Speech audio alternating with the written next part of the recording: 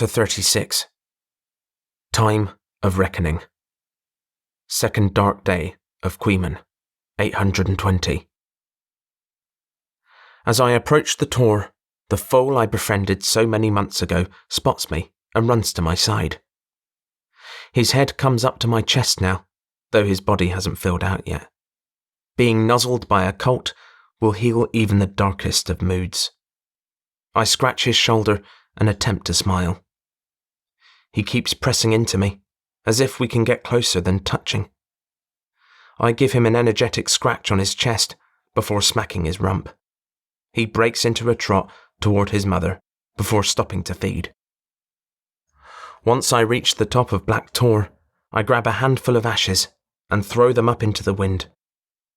Waiting for the wind to shift, as it always does, I throw several more handfuls into the air until I'm sure I've covered the entire field below. To the north, I spy a lone horseman riding hard. He must be new to these parts if he thinks travelling over the moor is quicker than the Druid ditch road. This area is full of bogs and quick earth. It's dangerous to walk in these parts without a guide, much less ride at great speed. He disappears into a valley. The path should be obvious and take him to the west, where he'll find the main road. The man and his large grey horse emerge from the valley, and he's not taken the detour. The horse is much too large to be a moor pony, and the rider is dressed in all black. The hair stands up on my arms. It can't be. The obsidian mage. I reach for my amulet, only to remember it was consumed in the fire. I set Boswin's ashes down and close the lid securely. I can only hope that someone finds Boswin's ashes and gives them their proper due. My stave and I are a poor match for a man on a warhorse. There are bogs off to my left, but I would be run down long before I could reach them. Once again, the Dark Lord has me trapped. I will have to make my stand here. The obsidian mage slows to a trot. I'm trapped on this tor, and we both know it. His horse is covered in a white, foamy lather. The poor beast is on the edge of exhaustion. He must have been ridden hard since I took off the amulet. The Dark Lord stops 20 paces from the tor. "We finally get to talk, young Grami. You're too late. Why don't you come down here, so we don't have to yell?" I focus my mind on his horse. If I can get it to throw its rider, "That's enough of that." My head is flung back, as if struck. I blink repeatedly, but I can only see white until slowly the dark mage comes back into view. He's halved the distance between us. If I jumped, could I land on him? "You will throw your staff on the ground before me," the Black Lord commands. "No," I say, but to my amazement, my arms rise to do his bidding. I try to halt the movement, but it is as if my command is hitting a wall, and my arms are unaware of my true orders. My hands, even with my chest, hold the staff horizontally. With one easy thrust, my only weapon is flung to the ground at the feet of my enemy. "If you make me work for what I want to know, I will have you dive off that ledge after your staff." In my mind, I can see myself, feel myself leaping headfirst. My legs are propelling me forward and exploding off the edge as I careen headfirst to the rocky ground below. I feel the tensing of my muscles, and I know the fear of racing toward death. Then it's gone, and I once more stare down at the Dark Lord. My chest is heaving, and the breeze alerts me to the cold sweat covering my body. I hope I've made my point. Now, tell me where the ghost orchid is. "It is gone. Destroyed by fire last night. You're too late." I give him a defiant smile. He closes his eyes, and I can feel his presence within my mind. He is rooting through my memories, and I am powerless to stop him. "So, you tell the truth. No matter. You will be an excellent candidate for the next King's Mark. Now, come down from there at once." I protest, but my legs do the obsidian mage's bidding. In the tiny corner of my mind where he is not invaded, I decide to stop fighting his commands. If I comply now, maybe he'll loosen his hold. I reach the bottom of the tor, and I stand helpless in front of him. I keep my head bowed and count the number of steps to get to his horse. If I could make contact with it, I'm sure I could get it to throw its rider, even in my weakened state. How pathetic, still refusing to admit defeat, the Dark Lord chides. Even if you were somehow able to best me, what do you think your future would hold? You are considered a traitor and hunted by your own kind. If they were to find you, you would be stripped of your rank and ostracized from the order. I'll take my chances. Crummy, I've seen your memories. The only person who could vouch for you was killed by your own hand yesterday. And the orchid?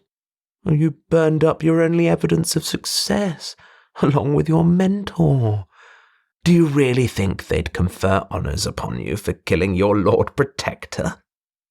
The Black Lord dismounts and walks to me. It's time you realised that you have failed. You could scarcely have hoped for this to turn out any other way. He looks down his nose, and I'm devastated by his disappointment in me. I have enough of my old self left to know that he is using his power to make me feel helpless, but it's all the more agonising because I know he's right. My power is spent. I have no allies. What could I possibly hope to do? From behind the obsidian mage, I see a red kite circling and coming in for a silent landing. Hope courses through my veins. I must hide my excitement. He's bound to notice, unless I can distract him. You're a failure, Runier. You can't even manage a city, much less a kingdom, I shout. So you have met my brother? He smiles coldly. I believe he is calling himself Blockstenius these days. Mark my words, his days are numbered as well. I've done it. Simbel has landed and anamorphed without being heard. He locks his staff behind his head and sets his front foot to launch the killing blow. That will be enough of that, Lord Simbel. The Black Lord turns with his outstretched left hand towards Simbel. The Druid Lord freezes mid-swing. Simbel's arms shake as he tries to loose the killing blow. The flaring of his nostrils is all he is permitted to do. I feel the Dark Lord's power loosening on me, but what can I possibly do? I can only pray that my death comes swiftly. I will enjoy going through every corner of your mind, Lord Simbel. Ah, that is the location of your secret summer camp. And you only post 3 sentries. Oh, you will ride with me next summer and see the destruction of your camp. Then we will watch as the giant's choir is dismantled stone by stone by your own charges. Simbel's hatred shows through his eyes. Searching the ground, I look for anything I can use as a weapon.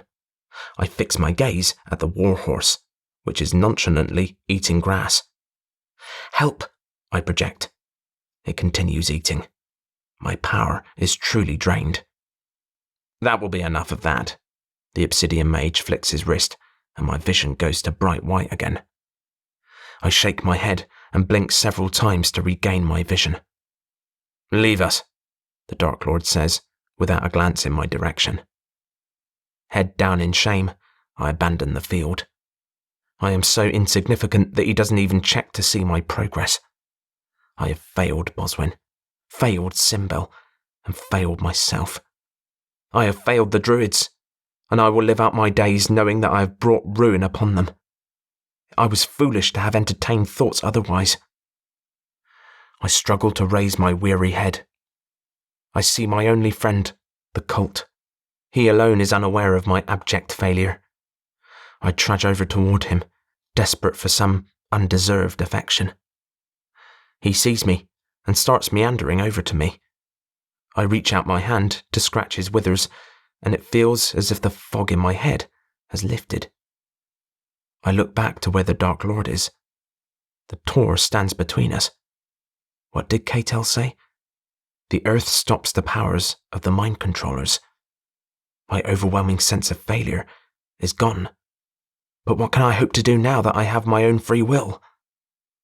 The foal senses my dejection and lets out a woeful whinny of his own. His mother comes to investigate. I look around me and see the rest of the harem staring at me as well.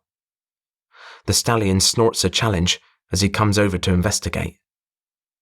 Horses don't give up on their own kind, and I cannot give up on Simbel.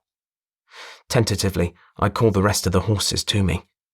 I have very little power, but communicating with animals takes little effort. The horses encircle me and the colt. They start swishing their tails and flaring their nostrils. They're agitated. I touch the stallion and ask him to hold. He paws the ground, but remains in place. It may be the death of me, but I have only one choice. I round the tor to face my nemesis for the final time. He smiles triumphantly as he takes the protection amulet off Simbel's still frozen form. "Runir," I call, anger boiling up from my stomach. "You managed to survive my lightning. Now prepare for my thunder." I can feel him trying to enter my mind again. I turn to face the horses. "Charge!" The stallion rears up and squeals out his challenge. Head down, he leads his 8 mares in a gallop. The ground is quaking from the onrush. The pounding of their hooves reverberates off the tor. The little foal rears up and runs in circles behind the adults. He's too young to understand, but one day, like me, he will take his spot as a full member of his kind. The Dark Lord draws his sword and holds it low. As the charging herd gets closer, he loses his nerve and runs for his steed, 10 steps away. It might as well be 1,000. The stallion is the first to reach him, and he bites onto Runir's arm. The sword drops harmlessly, and he's flung around as if he were a child's doll. He stumbles, but manages to keep his feet. The stallion releases him and lands a powerful rear kick to his head. The Black Lord goes down like a felled tree. The herd snorts and stomps around him, working off their anger and waiting for any sign of movement. I come running up and thank the stallion for saving us. His work done, he leads his herd away from danger. I stare down at the still form. His chest still rises, so he still lives. "It seems that once again, I am in your debt," Simbel says. "Lord Simbel, it's still in the time of Sown." "Yes," he says, uncomprehending. "The Obsidian Mage can be reborn as early as today unless he suffers the 3-fold death. I need to find a sharp rock so I can slit his throat." Simbel grabs my shoulder. "Here, use my bone knife." He hands me the weapon, handle first. "Yes, Lord, this is exactly what we need." "I don't know how you could have travelled as far as you did without one." He shakes his head in mock disapproval. I kneel down next to the body, the knife poised above his neck. I've never killed a helpless man before. Well, that's not entirely true. The image of the limping man intrudes upon my thoughts. I look up to Simbel for assurance. "It must be done," he says. I swallow hard. There is no other way. I close my eyes and settle my mind. With my left hand, I feel the neck, and with my right, I drag the blade across it. I feel warm, oozing blood, and know that my cut is true. The blade continues around the side of the neck until it reaches the ground. "That will do, Grami. Wait here. I will find my men and have them gather vines and saplings for the wicker cage." I give him a weak smile, as if I have the strength to go anywhere else today. "There are bogs," I say. "They're close by, off to the northwest." I point them out, as if a Druid Lord would not know which way northwest was. I feel the Dark Lord's lifeblood pooling around my knees. I pull away, and make the mistake of looking upon the helpless form that I have bled out. The whole world starts to rotate around me. I raise my arms to steady myself. Simbel is quick to seat me on a flat stone at the base of the tor. I saw the bogs, Grummy. We will appease Essus, Taranis, and Tutates before the day is over. He shakes his shoulders sternly. When I return, and you have regained some strength, you will tell me what your mentor is up to. The cult interposes itself between us and forcefully nudges Simbel away. Startled, Simbel rises to his feet. The cult gives his best menacing snort. Simbel grins wide and bows to the horse. Message received. The Obsidian Lord's body is placed in a wicker cage and stuffed with thatching. The cage is leaned against the tor. Simbel hands me the torch and I start the blaze. The thatch burns quickly, as does the wicker. The Dark Lord's smoking corpse falls forward once the fast-burning fuel is consumed. A little rushed, but I judge that Taranis has been satisfied by our offering, Simbel says. And you gave homage to Essus. Now all that is left is for the body to be drowned in accordance with Tutates' demands. A rope is affixed around the Obsidian Mage's neck, and Simbel's druids pull the body to the bog. I have no recollection of when they arrived, but I'm too tired to ask. A heavy stone is placed on the smouldering corpse, and it sinks slowly, never to be reborn. It is done, I say. A great evil has been eliminated, Simbel agrees.